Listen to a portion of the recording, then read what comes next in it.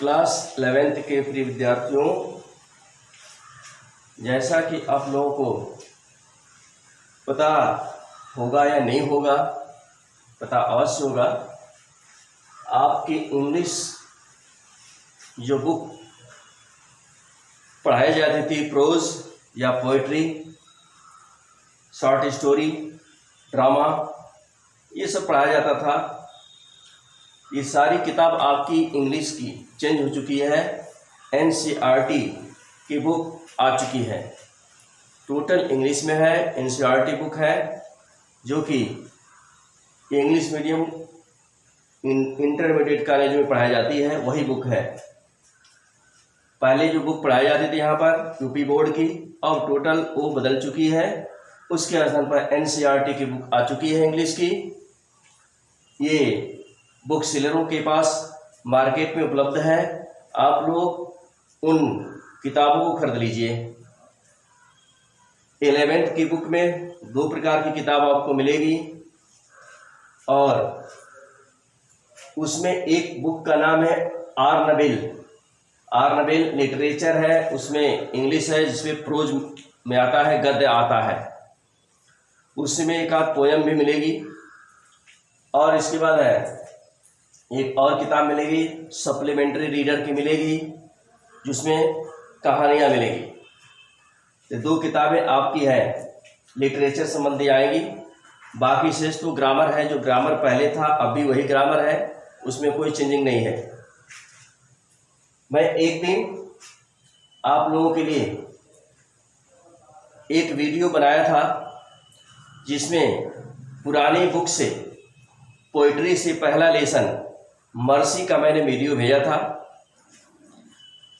वो भेज दिया था मैंने, लेकिन अब वो आपको नहीं पढ़ना है। अब आपको आज मैं आपके इंग्लिश बुक चैप्टर 1 पहले लेसन से जो वीडियो भेज रहा हूँ, उसको आपको पढ़ना है, नोटबुक तैयार करना है, समझना है। बुक तो आप लोग अवश्य खरीद लीजिए, तभी समझ में आएगा। पहले लेसन का तो मैं ब्लैक बोर्ड पर लिख करके जो भी पैराग्राफ दिया है उसको लिख करके और उसके भाव को बताऊंगा। लेकिन अगले लेसन से मैं सिर्फ अपने हाथ में बुक ले लूँगा, किताब ले लूँगा और उसको पढ़ूँगा और पढ़ करके सिर्फ उसका अर्थ बताऊँगा। क्वेश्चन से जो भी आएंगे वो ब्लैक बोर्ड पर लिखवा दूँगा, उसकी वीडियो बना दूँगा। लेकिन आप लोग बुक अवश्य खरीद लीजिए और जो भी पढ़ाया जाता है उसको घर पर अध्ययन कीजिए। तो आपके आर नबील लिटरेचर जो बुक है, इसमें पहला चैप्टर का नाम है the portrait of A lady.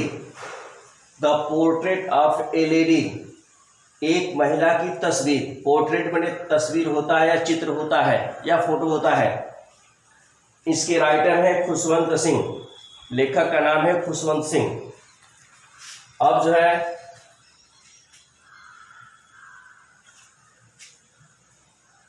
आपके इस लेसन में पहला पैराग्राफ है, गद्यांश पहला है, उसको मैंने लिखा है, नोट किया है, वीडियो भेज रहा हूँ, इसका भाव समझा दे रहा हूँ। माय ग्रैंड मदर, देखिए यहाँ खुशवंत सिंह जो लेखक हैं स्वयं, वह अपनी दादी के बारे में है, अपने दादी के बारे की तस्वीर में ही बता रहे हैं। उनकी दादी जो ग्रैंड मदर थी, वह एक बहुत ही सज्जन और ईश्वर में भक्ति करने वाली महिला थी, साधारण महिला थी। सुबह और शाम वह ईश्वर की पूजा किया करती थी और कुछ कहानियाँ भी सुनाया करती थी। अब वो बूढ़ी हो चली हैं। उनके बारे में खुशवंत सिंह, अपनी दादी के बारे में इस खुशवंत सिंह इस लेसन में लिख रहे हैं। जैसे पैराग्राफ 1 है, my grand mother like everybody's grand mother was an old women. मेरी दादी, खुशवंत सिंह कर रहे हैं जो राइटर है अपनी दादी के बारे में, मेरी दादी लाइक एवरीबॉडीज ग्रैंड मदर, हर एक व्यक्ति की दादी की तरह, लाइक मेरी तरह होता है, वाज एन ओल्ड मैन, एक बूढ़ी महिला थी। शी हैड बीन ओल्ड, वह बूढ़ी हो चुकी थी, and wrinkled for the 20 years, और 20 सालों से बिल्कुल झुर्रीदार हो चुकी थी। दैट आई हैड नोन हर, जिसे मैंने देखा था, मेरे द्वारा देखा गया था, मैंने उनको देखा था कि 20 वर्षों से अब वो क्या हो चुकी हैं, बिल्कुल झुर्रीदार और बिल्कुल बूढ़ी हो चुकी हैं। पीपुल सेड दैट, लोग कहते थे कि she had once been young and pretty, एक बार तो वह जब नौजवान थी और बहुत सुंदर थी। And had even had a husband, और उनके एक पति थे। जब वो नौजवान थे और सुंदर थे तो उनके उसमें एक पति भी थे। लोग कहते थे but that was hard to believe, लेकिन इसमें विश्वास करना मुश्किल है, कठिन है।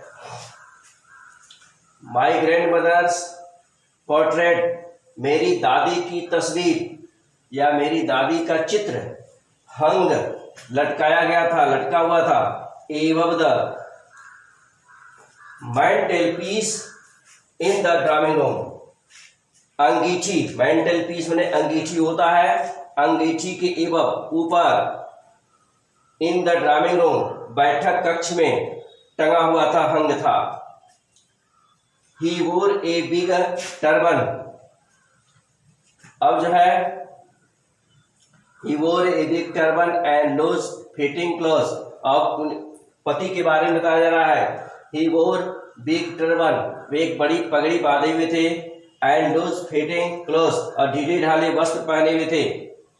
his long white beard, उनकी लंबी सफेद दाढ़ी, बियर्ड में दाढ़ी होता है, covered the best part of his chest, उनके सीने के, छाती, चेस्ट में सीना या छाती होता है, उनके छाती के अधिकतर भाग को कवर किया हुआ था, ढका हुआ था, मतलब उनकी दाढ़ी पक गई थी और उनकी दाढ़ी इतनी बड़ी हो गई थी कि उनके सीने के अधिकतर भाग को, छाती के अधिकतर भाग को ढक ली थी। And he looked at least 100 years old, और वे कम से कम 100 साल के लगते थे। he did not look the sort of person who would have a wife or children, he did not look, देखने से वे ऐसा नहीं लगते थे, ऐसे व्यक्ति नहीं लगते थे कि who would have a wife or children, क्यों उनकी पत्नी और बच्चे न हो। he looked as if, वे ऐसे देखने से लगते थे मानो he would only have lots and lots of grandchildren, वो देखने से वे ऐसे लगते थे मानो उनके कई नाते और पोतियां हों। as for my grandmother, as for my grandmother being young and pretty, मेरे दादी की जैसे being young, नौजवान और सुंदर, the thought was almost revolting, उनके जो विचार थे, उनकी जो सोचें थी वह ठीक नहीं थी, रिवोल्टिंग थी, वो घृणास्पद थी, घृणा प्रदान करने वाली थी। एज फॉर माई ग्रैंडमदर, जैसा फॉर माई ग्रैंड मदर, मेरी दादी के लिए, बीइंग यंग एंड प्रेटी, नौजवान और सुंदर होते हुए, मेरी दादी जैसा कि मेरी दादी नौजवान और सुंदर होते हुए, the thought was almost revolting, विचार, उनके विचार घृणा प्रदान करने वाले थे, घृणास्पद थे, रिवोल्ट में घृणा प्रदान करने वाले।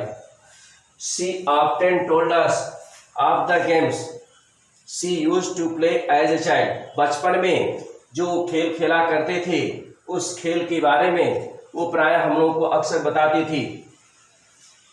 दैट सेम्ड क्वाइट एब्सर्ड, और उनको बताने से वो पूरी तरह से मूर्ख, क्वाइट में बिल्कुल, एब्सर्ड में मूर्ख, and undignified on her part, और वह पूरी तरह से अच्छी नहीं लगते थे, वह बिल्कुल पूरी तरह से अपमानजनक, मूर्खता और अपमानजनक थे। अवजर मूर्खता होता है और अनडिग्निफाइड में मूर्खता लगता है।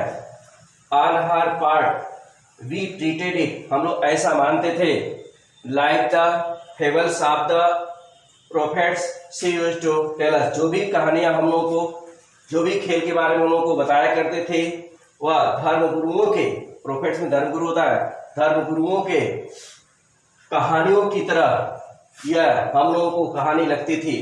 यह धर्मगुरुओं के बारे में कहानी बताती है। देखिए यहां से फिर से देख लीजिए।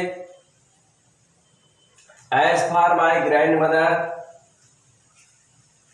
जैसा मेरी दादी के लिए, बीइंग यंग एंड प्रेटी, सुंदर, नौजवान और सुंदर होते हुए, she thought was almost revolting, वह हमेशा ऋणात्मक की बातें सोचती थी। She often told us of the games, वह हम लोगों को ऐसे खेल के बारे में बताती थी, अक्सर बताती थी। Used to play as a child, जिस खेल को वह प्राय बचपन में खेला करती थी।